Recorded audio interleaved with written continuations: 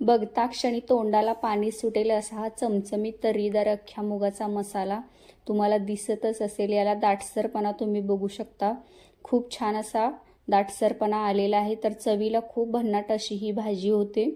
चला तर मग ही रेसिपी कशी करायची ते बघू। नमस्कार, मी मनीषा बोरकर फॅमिली किचन या यूट्यूब चॅनलवर तुमचं स्वागत आहे। तुम्हाला एक छोटी रिक्वेस्ट आहे, तुम्ही जर माझ्या चॅनलवर नवीन असाल तर सबस्क्राईब करा आणि ज्यांनी सबस्क्राईब केलेलं आहे त्यांचं मनापासून धन्यवाद। चला तर मग ही रेसिपी कशी करायची ते बघू। इथे 250 ग्रॅम मूग मी रात्री भिजत घातलेले होते। मूग भिजत घालायच्या आधी 250 ग्रॅम मूग मी घेतले होते, ते मंद आचेवरती रंग बदलेपर्यंत भाजून घेतलेले आहेत। जास्तही भाजायचे नाहीत, थोडासा रंग बदलेपर्यंत भाजायचे आणि भाजल्यानंतर थंड झाल्यानंतर 2 ते 3 पाण्याने धुवून घ्यायचे आहेत आणि 7 ते 8 तासांसाठी असे पाण्यामध्ये भिजत घालायचे आहेत। मी हे तुम्हाला सकाळी उठून दाखवलेले आहेत। ते रात्रभर भिजवून घेतलेले मूग आहेत, ते आपल्याला शिजवून घ्यायचे आहेत। तर मूग शिजवताना गॅसची आच पहिल्यांदा मोठी ठेवायची आहे। उकळी आल्यानंतर गॅसची आच कमी करायची आहे आणि मूग शिजवताना थोडंसं मीठ आणि हळद घालायचं, जेणेकरून मुगाला चव चांगली येते। मूग शिजल्यानंतर जेव्हा भाजीमध्ये मुगाची जी चव असते ती अप्रतिम लागते। तर मी हळद आणि मीठ घातलेलं होतं, तो व्हिडिओ आहे तो मी माझ्याकडून स्किप झालेला आहे। तर कलर तुम्हाला दिसत असेल, थोडासा असा येलो कलर दिसत आहे। तर याच्यात मी हळद घातलेली होती आणि मोठं मीठ घातलेलं होतं शिजत असताना। तर मूग शिजून झालेली आहे, लगेच शिजते, जास्त वेळ लागत नाही। तर मूग आहे तो अख्खा राहिला पाहिजे। तर मूग शिजलेला आहे, तर आता आपण याला फोडणी घालायची आहे।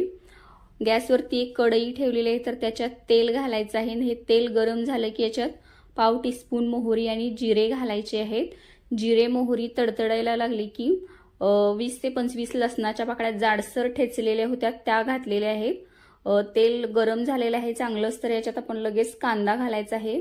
2 मीडियम साईजचे कांदे अगदी बारीक असे कट करून घेतलेले होते, ते घातलेले आहेत। कांदा आहे तो खूप असा बारीक कट करायचा आहे। तर गॅसची आच मी मोठी केलेली, मोठ्या आचेवरती कांदा आहे तो व्यवस्थित असा परतवून घ्यायचा आहे। तर गॅसची आच मोठी ठेवली आहे, तर सतत असं कांदा परतवून घेत राहायचं आहे। तर कांदा बारीक कट केल्यामुळे भाजायला जास्त वेळ लागत नाही।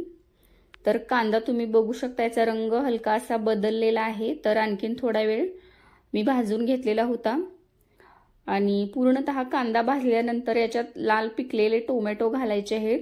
कच्चे टोमॅटो वापरायचे नाहीत, तर पिकलेले टोमॅटो घालायचे। 2 मीडियम साईजचे पिकलेले टोमॅटो घातलेले आहेत। टोमॅटो ही अगदी बारीक असा कट करून घ्यायचा, जेणेकरून तो पटकन भाजला जातो। तर कांदा आणि टोमॅटो पटकन भाजण्यासाठी तुम्ही इथं मीठ वापरलं तरी चालेल, पण मी मूग शिजवताना मीठ घातलेलं होतं, त्याच्यामुळे मी आता इथं मीठ घालणार नाही। तर कांदा टोमॅटो पूर्णतः भाजून झाल्यानंतर आता 2 चमचे धने पावडर घालायची आहे। भाजलेले धनेची पावडर आहे ही।